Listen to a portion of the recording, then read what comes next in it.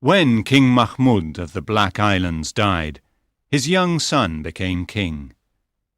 A few weeks later, he married his cousin. The young king loved his wife very much, and he thought that she loved him. He was happy, but she was not a good wife, and she didn't love him. She also had magic powers. The king and the queen lived happily for 5 years. Then one afternoon, the young king heard a conversation between 2 of his wife's maids. They didn't know that he was listening to them. "It's sad that the queen doesn't love the king, isn't it?" One of them said. "Yes, it is," the other maid replied. "She's a bad woman. Every night she puts a sleeping potion in his wine. Then, when he is asleep, she goes out to meet her lover in the forest." The young king was horrified. He decided to watch his wife carefully. That night, he didn't drink his wine, so he wasn't asleep when the queen got out of bed and left the palace. He followed her to the forest. Her lover was there, and they kissed passionately. When the young king saw them together, he was very angry. He took out his sword and hit the man on the neck. The man fell to the ground. Then the young king ran back to the palace before the queen had time to see his face. The next morning, the queen came to his room. She was wearing black clothes, and she was crying. "Husband," she said, "I'm mourning my family. My father, my mother and my 2 brothers are all dead." The young king said nothing. He knew that it was not true. The queen mourned for a year. At the end of this time, she built a black dome in the palace garden and filled it with precious carpets and paintings. Then she took her lover's body there. He wasn't dead, but he couldn't move or speak. She put him on a sofa in a dark room and built a beautiful fountain for him there. She went to see him every day and gave him soup and wine to drink. She cried all the time. 3 years passed. One day, the young king went to the dome to speak to his wife. She was crying as usual. He was very angry.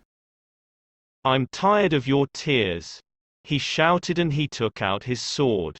"You are a bad woman. I know that you keep your lover here."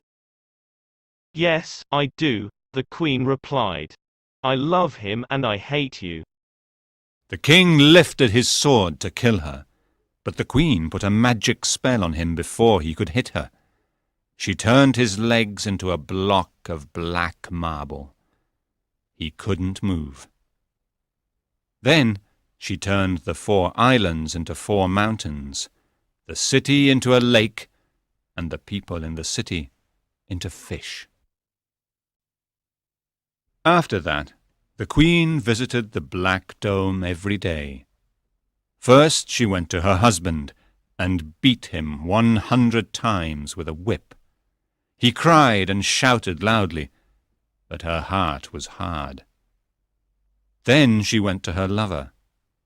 After giving him some soup and wine, she said, "How are you today, my love? Speak to me." But he never moved, and he never spoke.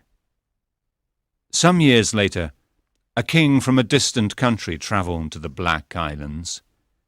He went in the Black Dome and found the young king. When he heard his story, he felt very sorry for him. He promised to help him. "I have a plan," he said. The next day, the king went to the room where the queen's lover was. He killed him with his sword and threw the body down a deep well. Then he lay down on the sofa. Soon the queen arrived. She went to her husband and beat him 100 times. After that, she went to her lover's room. It was dark, so she couldn't see the man on the sofa very well. How are you today, my love? She said. Speak to me. The king answered. I'm very tired. When you beat your husband, he shouts very loudly, and I can't sleep. Take the spell off. I don't want to hear him any more. The queen was very happy to hear her lover's voice again. She said, I'll take the spell off immediately, my love. She went back to her husband's room and took a cup of water which she heated on a fire. Then she said some magic words and threw the water over the block of marble. Now you are free. She said. Go away from here and never come back. The young king jumped for joy, and the queen went back to her lover's room. My husband is free. She said. Are you better now, my love? The king answered, I'm still tired. Every night at midnight, the fish in the lake jump out of the water and cry and shout loudly. I can't sleep. Take the spell off.